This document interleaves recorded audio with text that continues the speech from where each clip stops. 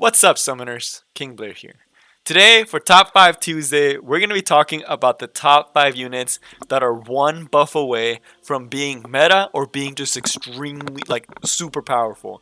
So if you like the video, make sure you like, subscribe, and you're on the Discord link. Y'all been doing amazing on all of them. Make sure you keep subscribing. I know that people are unsubbing.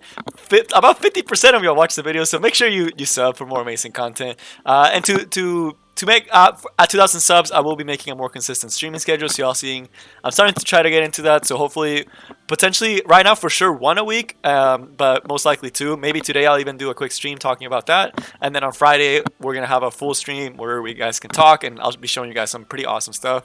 But yeah, just we'll see how this week rolls out, and I'll give you a lot of the updates. So make sure we keep subscribing to the channel for those. But right, enough about the channel. Let's actually get into the top 5 Tuesday video. So, kind of to give you guys an idea, I'm not going to be talking about units that are already, really good. I'm not going to be like, oh, Kise, if she got a buff, she'd be insane, right? Or, Sigrid, if she got a buff, she'd be insane. Because they're already good units. I'm talking about units that are, half the kit, half the potential to be really, really powerful. They're right there, but they just haven't had their break yet. And they haven't had the buff. And I think a buff would do them so good, and they would be so powerful and diversify the meta. To give you guys an example, as part of the honorable mention-ish, not really, because this buff happened a while back, but Faithless Lidice was a good unit, but she wasn't broken. She was one of those units that if you pulled, she was nice, she was good to use. But then they gave her the skill nullifier, and it just put the kit so much better together. Because she already had a really good kit, where she could guarantee herself the next turn and reset cooldown. That's already really good.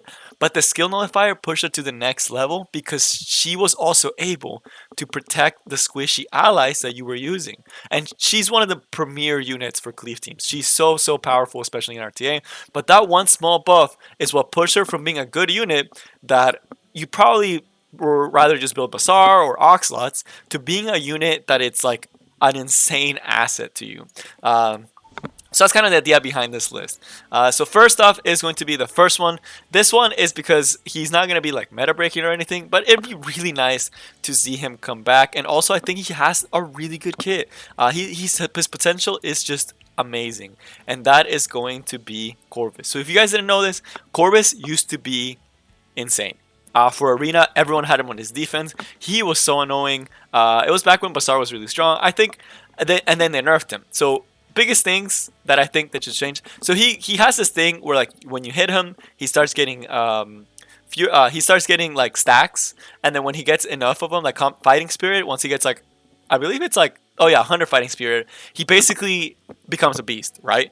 So this would give him an extra turn, recover his health, and grant him an extra turn. So the extra turn, this also used to give him defense buff. So it also used to give him a lot more survivability. They did take that away from him. And he gets 10 fighting spirit when he's attacked. So you basically are trying to stack up to get as much fighting spirit as possible, and then you become a beast. His skills basically could stun, AoE stun, push back, and then his first skill can stun and do extra damage and transfer debuffs. So he used to be a very powerful unit. Now though, he doesn't have the survivability in his kit to actually make it work. So he's a warrior, but he has really good defensive stats. He has solid defensive stats. He's basically on par with knights. But the thing about it is it takes a pretty long time for him to set up this S3 now. And the other thing is that once he gets it, he doesn't get a defense buff. He doesn't get anything that is super crazy that can make it so he can just win the fight. But if they gave him back or gave him a way to get a defense buff again, he would be insane again, especially for Guild Wars. That could be really scary, especially if you're the one that's using him, because then you have a fire tank that can just punish the enemy super duper hard. That's just super hard to take down. It'd be really fun. But again, it's just one small change. They literally just have to give him some form of survivability on the S3 or somewhere in his kit that lets him survive just a little longer, so he can get more out of his kit. He can get more stuns. He can get more pushbacks, and just be a extremely annoying unit. So he's number 5 because he used to be really strong and he used to be used a lot, but he has gotten nerfed in the past after he got buffed, of course. So I definitely think he can come back. So that's why he's on there, because I think he could be really powerful if they just gave him a buff. Right, now on to the number 4. So number 4 is actually the inspiration for this list, and that is going to be Kise. So Kise is a unit that I talked about it before in last week when her banner was up. I believe the banner's still up.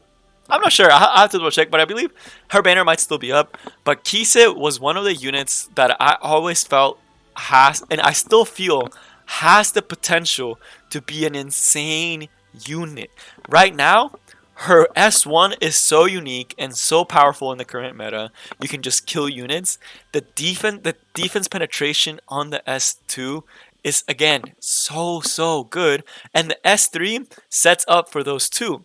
The one thing though is that she doesn't create enough of a threat for someone to need to be worried about her.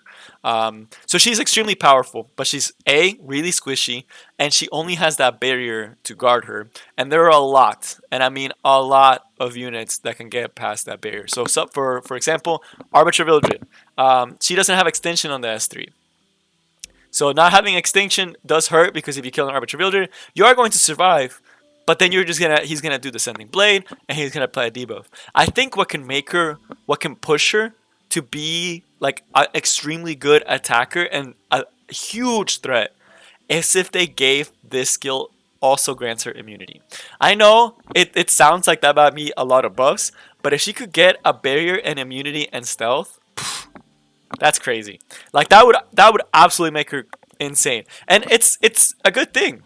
The other thing they could do is like skill nullifier, but I feel like the S2 already does high damage. The S1, there's another thing that people say you could change the soul burn to be on this skill to give her an extra turn.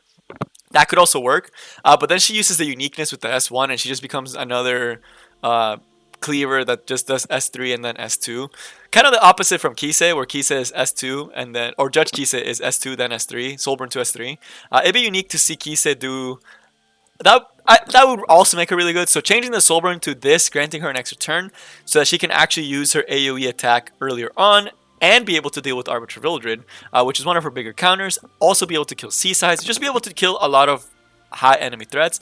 Or the other one that I think would be way more unique is either giving her skill nullifier on this skill for herself or giving her immunity. I feel like the immunity one would be so unique because then you have a unit that is kind of like an Akali and Spectre T. It's like in that range where she's there to punish people that don't bring that much AoE units, because then you're coming in and you're basically granting yourself like a thick barrier that sets you up for S2 and then an S Soulburn S1 when you get the turn afterwards. And you're basically, by then, you've cleaved the whole team. And she has pretty clear weakness because it's like you can either break the barrier or just wait for the buffs to run out. So I think that would make her extremely unique. And I don't know. It's just, I think that would make her so unique. That's what I would do. And if she got one of those buffs, she would go into one of the better attackers in the game because she just has such a great S1. Alright, time for number 3. So this is one that doesn't get that much use because all the other extinction units have something over her where it's why use her when I can use Sigrid? Why use her when I can use Angelica? Why use her when I can use Specimen Says? Why use her when I can use I think that's all the extinction units right now. So Sigrid, Specimen Says, and Angelica, they're basically the ones. But then most of the time, she just kind of gets shafted. But Lilibet, she's so close to having a very strong and cohesive kit. Every time I look at her, I'm like, she is right there. But she still has one glaring weakness. So there's 2 weaknesses actually, but I think they could actually diversify her from the other extinction units and make her an extremely good unit. So the S1, it's pretty cool, cannot be buff. That's a pretty interesting buff. Honestly, that's not going to be enough to like put her on the map just changing the skill. The S2, really solid, giving her combat readiness, applying bleed, and then doing more damage when the target isn't buff. That's unique, right? Now the S3. So this is the one where they already tried to put a lot, and they put a lot on her her exclusive equipment, but it just hasn't been enough. She just legit needs a small buff. So what I think they should do that could put her on the map, the biggest problem that she has is, unlike Sigrid, she can't take an extra turn. And unlike Specimen Says, she doesn't have the insane damage against Arbiter Mildred that Specimen Says has, and she doesn't have the extra setup that Specimen Says has with the S3. This skill, unless you build her extremely strong, she's not going to kill. But one thing where I think it would be pretty unique, so her base speed is decent, right? What I think would be unique, and I think would be extremely satisfying, is if they made this skill ignore damage reduction effects. So I don't know if there's any unit that does that right now, but a unit that could cleave through an Aureus, so an extinction unit that could go through a barrier or something, right? Or maybe like ignores damage reduction effects, right? Or that would be so unique because Arbiter Mildred is often paired up with a barrier unit, especially high champion. I know you guys probably don't see this that often, but Fallen Cecilia with 14k HP Arbiter Mildreds is really hard to deal with, right? So what if they made a unit so she can already hit those Moonlight Dreamblade Arbiter Mildreds while still having her own artifact? So that's cool, right? But now let's give her something extra and make it so she can go through Aureus. So now you have the option of building her fast and being a true counter to those slow Moonlight Dreamblade Arbiter Mildreds. The other thing that they could also add would be have this skill grant her attack buff, so that way she does more damage, and like cleanse, kind of like Celine. I think that would be so unique because right now there is no like this fastest unit that has extinction is Specimen Says, but Lilibet has the survivability. She has the skill nullifier that lets her do more after she takes her turn. So I think if they emphasize on the fact that she's like a sustained fighter, I think they could do really, really good. So give her the option to be able to actually do her job properly with the S3, a way to get past all the barriers, all the Aureus, all the adamant shield, or just straight up grant her attack buff before she does this, so you can actually build her speed and have like a speed Arbiter Builder counter. Yeah, I know a lot of people are like, RB doesn't need more enemies, but I'm also talking about like Rylet. It doesn't have to be just Arbiter Builder. Like Rylet with a Rullo Light is really annoying, right? So what if you had a unit that gets attack buff and can just cleave through him and then have the sustain to keep doing damage, keep being annoying, and still like do pretty good damage to the enemy team. I think she has a lot of potential. They just have to give her a small buff. All right, now on to the number 2. So this is a hero that every time I read him, I'm like, man, this guy would be nuts if he had this. And that is going to be Zeno. So you're wondering like, who the heck is this guy? Is this guy really saying Zeno? So let's just read really quickly what she does so you guys know.